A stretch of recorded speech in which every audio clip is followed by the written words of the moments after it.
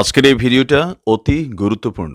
দেখা মাত্র প্রত্যেকটা বাংলাদেশী নাগরিক এটা ভিডিওটা শেয়ার করে দিবেন, কারণ আমি যে তথ্যগুলো দিচ্ছি। নমস্কার, আমি তরুণ ঘোষ। গত 2 মাস ধরে প্রচুর ঢাক ঢোল পেটানো হলো ভাই ডক্টর মোহাম্মদ ইউনূস চায়নার বিশেষ আমন্ত্রণে যাচ্ছেন, তার জন্য বিশেষ বিমান পাঠানো হচ্ছে, তিনি রাজকীয় সম্বর্ধনা সেখানে পাবেন। ও ভালো কথা।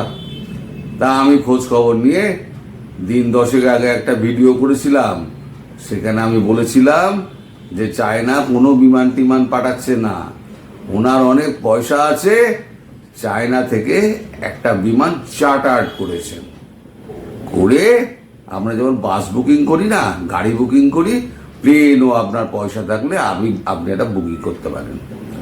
সেইখানে সেই প্লেনে করে তিনি একদম পিকিং বিশ্ববিদ্যালয় নাকি বিশ্ববিদ্যালয়, সেখানে একটা অনুষ্ঠানে উপস্থিত হয়ে তিনি ভাষণ লম্বা লম্বা ঝেড়েছেন। এখন আপনারা সব ছবি টবি দেখেছেন যে এয়ারপোর্টে তিনি নামলেন, প্রচুর লোকজন ছিল, একটাও কিনা চীনের প্রতিনিধি কেউ একটাও ছিল না।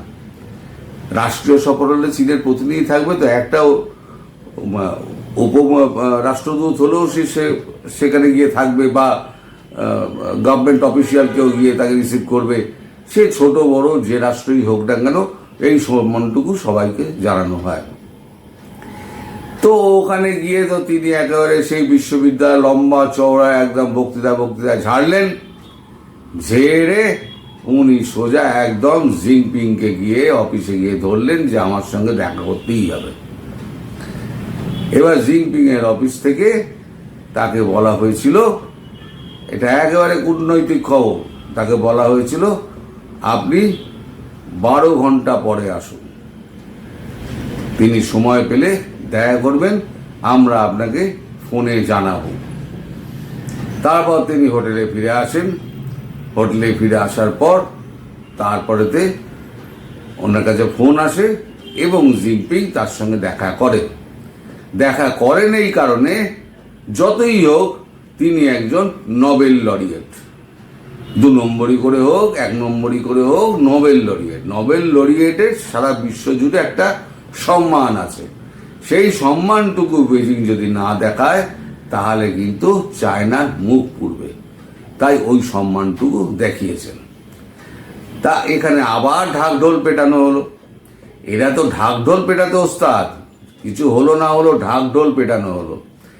এইবার যে কি ওখান থেকে উনি নিয়ে এলেন তার কিন্তু কোনো ডিটেল কোনো খবর বেরোয়নি।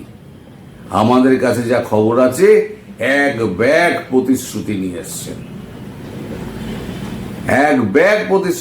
এসছেন, তার মধ্যে ব্রহ্মপুত্র নদে বাঁধ বানানো আছে, তার মধ্যে নদী প্রকল্প সম্প্রসারণ রয়েছে, এবং বেল্ট অ্যান্ড রোড ইনিশিয়েটিভে কিছু টাকা ওখানে বরাদ্দ করা হবে, সেই প্রতিশ্রুতি দেওয়া হয়েছে, এবং কিছু টাকা মানে ডলার ঋণ হিসেবে, সহজ শর্তে ঋণ হিসেবে দেওয়া হবে। সবটাই কিন্তু প্রতিশ্রুতি ফর্মে। মানে চুক্তিভুক্তি হয়েছে। চুক্তি তখনই ভ্যালিড হয় যখন সে চুক্তিটা সম্প্রদানের আকারে, যখন মানে কাজের ক্ষেত্রে যখন ফলিত হয়, তখনই চুক্তিটা সম্পাদন হয়েছে বলা যেতে পারে। তা এই চুক্তি যে হয়েছে সেটা কিন্তু চিরকাল কিন্তু ওই অধরাই থেকে যাবে, চুক্তির কাগজ হিসেবেই থেকে যাবে। তার কারণ কি? এইবার তার কারণটা আমি বলছি। দেখুন, এই যে বিশ্ব রাজনীতি এখন খুব পরিবর্তন হচ্ছে, ট্রাম্প ক্ষমতায় আসার পর বিশ্ব রাজনীতি খুব পরিবর্তন হচ্ছে। ট্রাম্প যে ক্ষমতায় আসছেন সেটা রাশিয়া জানতো, চায়না জানতো, ভারত জানতো, ইসরায়েল জানতো, সবাই, বড় বড় দেশগুলো সবাই জানতো। আর চীন তো আরো বেশি খবর রাখে, কারণ তাদের মিলিটারি সিক্রেট সার্ভিস MSS, তারা কিন্তু খুব স্ট্রং এইসব খবর রাখার ব্যাপারে। তাদেরকে খুব একটা নাম আপনারা শুনতে পারবেন না, তারা ভেতরে ভেতরে প্রচুর কাজকর্ম করে। ধরুন আপনি যদি চায়না যান, এয়ারপোর্ট থেকে নামা মাত্র আপনার পেছনে একটি লোক লেগে গেল। চায়না যে আপনি গাড়িটি ভাড়া করবেন সে হচ্ছে কমিউনিস্ট পার্টির সদস্য, মানে আপনি যেখানে যাবেন সেখানেই হচ্ছে তারা কমিউনিস্ট পার্টির সদস্য। আপনি যদি বেচাল করেন তাহলে পরে খবরটি সঙ্গে সঙ্গে চলে যাবে এবং আপনি অ্যারেস্ট হয়ে যাবেন। তো চায়না এই খবরটাও রাখত। তারপরে যখন জেতার পরেতেই তিনি যখন একেবারে ট্যারিফ নিয়ে হুঙ্কার টুঙ্কার ছাড়লেন, হুঙ্কার টুঙ্কার ছাড়ার পর তখন হলো কি বিশ্ব রাজনীতিতে একটা ভূকম্প তৈরি হয়ে গেল। এটা আপনারা সবাই জানেন। উনি কি করলেন, রাশিয়াকে জেলেনস্কিকে এত অপমান করে ছেড়ে দিলেন। আপনারা সে ঘটনা জানেন। কারণ রাশিয়াকে উনি বন্ধু হিসেবে দেখছেন, রাশিয়ার পুতিনের সঙ্গে তার সম্পর্ক ভালো। রাশিয়ার 350 বিলিয়ন টাকা রুপি, এই 350 বিলিয়ন ডলার আমেরিকা জব্দ করে রেখে দিয়েছিল। ট্রাম্প সেটাকে ছেড়ে দিলেন, বন্ধুত্বের প্রথম হাত বাড়ালেন। এদিকে যখন চায়না রাশিয়ার সঙ্গে যখন আমেরিকার যখন এরকম মানে সম্পর্কটা গাঢ় হচ্ছে, তখন চায়না দেখছে, আগে থেকেই চায়না ভাবছে ট্যারিফের বোঝা তো আমার উপরে লাগবেই। তাহলে ট্যারিফের বোঝা যদি লাগে তাহলে সেটা তো আমার তো মানে মার্কেট টার্গেট পুরো ধ্বংস হয়ে যাবে। তাহলে আমি মালটা বেচবো কোথায়? চায়না তো ইন্টারনাল মার্কেট তো তৈরি করেনি, চায়না শুধু এক্সপোর্ট মার্কেট তৈরি করেছে। ওদের ইন্ডাস্ট্রিটা হচ্ছে এক্সপোর্ট ওরিয়েন্টেড ইন্ডাস্ট্রি। যদি এক্সপোর্টই বন্ধ হয়ে যায় তাহলে পরে তো চায়না না খেয়ে মরে যাবে। তখন চায়না তড়িঘড়ি, তার আগে থেকেই তড়িঘড়ি আমাদের বর্ডার ডিসপুটটা ম্যানেজ করে নিল। সেটা করিয়েছে কিন্তু রাশিয়া, পুতিন এবং জিনপিং, মোদি, এই তিনজনের সঙ্গে মানে কথাবার্তা বলে রাশিয়াই কিন্তু উদ্যোগী হয়ে এই বর্ডার ডিসপুটটা মিটিয়েছে। এবং তখনই ইন্ডিয়া বলে দিয়েছিল যে ভারতের স্বার্থে যদি আঘাত লাগে, এমন কোনো কাজ যদি আপনারা করেন তাহলে পরে আমরা কিন্তু আপনাদের সঙ্গে এই সম্পর্ক কিন্তু ছিন্ন করব। আপাতত আপনাদের আমরা একটা সেক্টর খুলে দিলাম বিজনেসের জন্য, এবার ধীরে ধীরে বাকি সেক্টরগুলো খুলে দেবো, কিন্তু আপনার উপরে আমরা নজর রাখবো। জিনপিংকে বলে এসেছিলেন আমাদের স্বয়ং জয়শঙ্করজি। তো যাই হোক, এখন এই অবস্থায় আপনারা ভাবুন, একটা ছোট ভূখণ্ডের জন্য, বাংলাদেশের ছোট ভূখণ্ড, তার রাজনৈতিক খুব একটা ভ্যালু নেই, জিও স্ট্র্যাটেজিক্যালি একটা ভ্যালু আছে যেহেতু তার একটা সাগর আছে সামনে, কিন্তু মাইনাস পয়েন্ট হচ্ছে একটা বড় শক্তির দেশ 3 দিক দিয়ে তাকে ঘিরে রেখে দিয়েছে। ফলে পাকিস্তানের যে Jio political strategy, Jio political যেটা ছিল দাম আছে, সেটা কিন্তু বাংলাদেশের নেই। কারণ পাকিস্তানে কি, পাকিস্তানের আপনি বর্ডারগুলো পেরোলে পরপর যদি বর্ডার বা পাকিস্তানের পর হচ্ছে আফগানিস্তান, আফগানিস্তানের পর হচ্ছে ইরান, ইরানের পর হচ্ছে টার্কি, টার্কি তো আধা ইউরোপ আধা হচ্ছে মুসলিম দেশ, টার্কি পেরোলেন সোজা ইউরোপ ঢুকে গেলেন। এটা হচ্ছে গিয়ে, তার পাশাপাশি আছে উজবেকিস্তান, তাজিকিস্তান, কাজাকিস্তান, কিরগিজস্তান, এগুলো সব হচ্ছে ওই পাকিস্তানকে ঘিরে। ফলে পাকিস্তানের যে জিওপলিটিক্যাল গুরুত্ব আছে সেই গুরুত্ব কিন্তু বাংলাদেশে নেই। বাংলাদেশে 3 দিকে ভারতবর্ষ ঘেরা, আর ভারতবর্ষকে চটালে পরে চায়নার বাজার শেষ। চায়না মালটা বেচবে কোথায়? ভারতবর্ষের কতগুলো অ্যাসেট আছে, সে অ্যাসেট কি?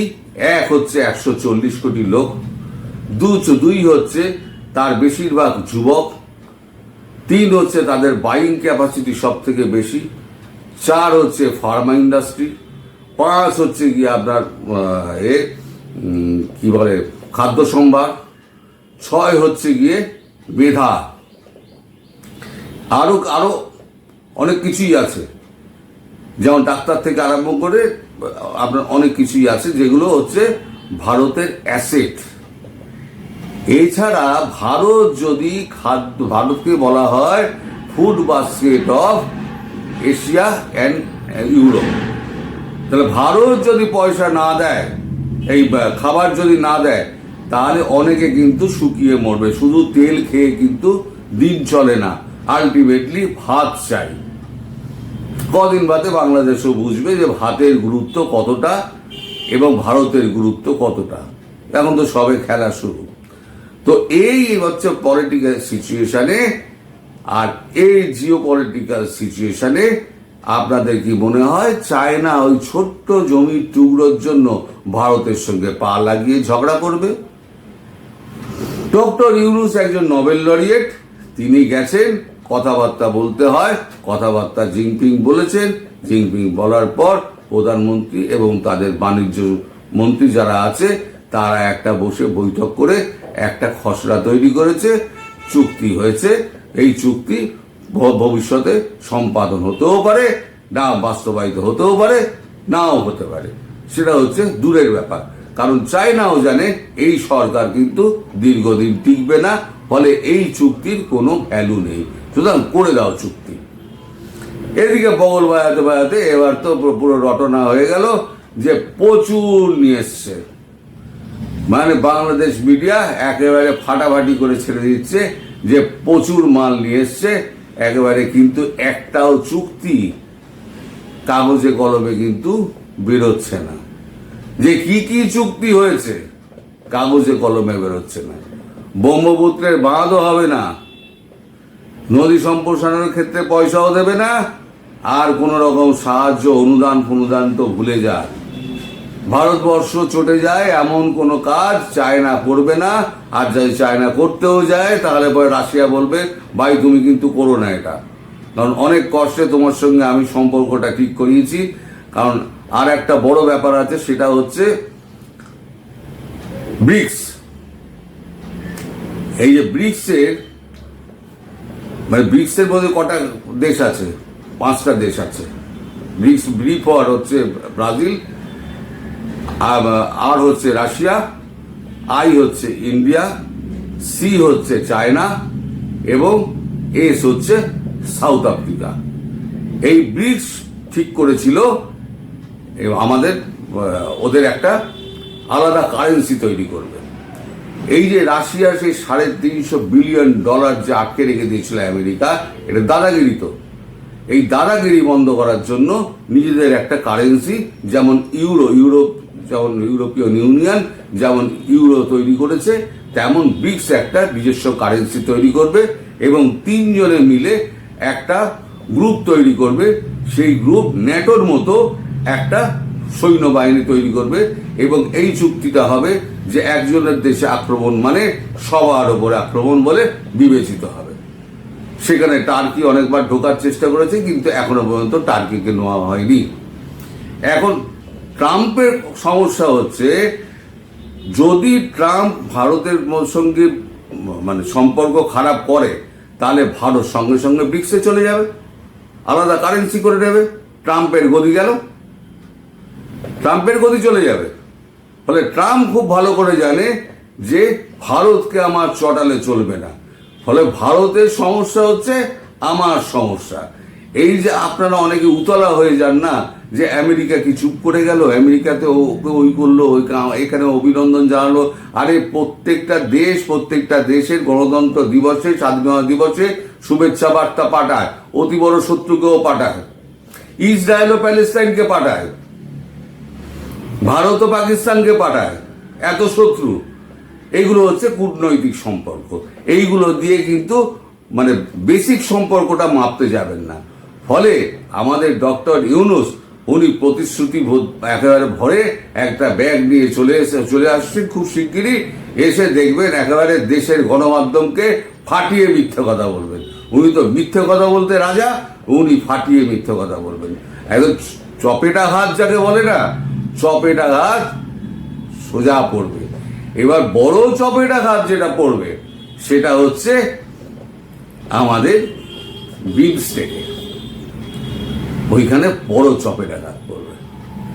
বিকেলবেলা আমি বিমস্টেক সম্মেলন নিয়ে একটা ভিডিও করব।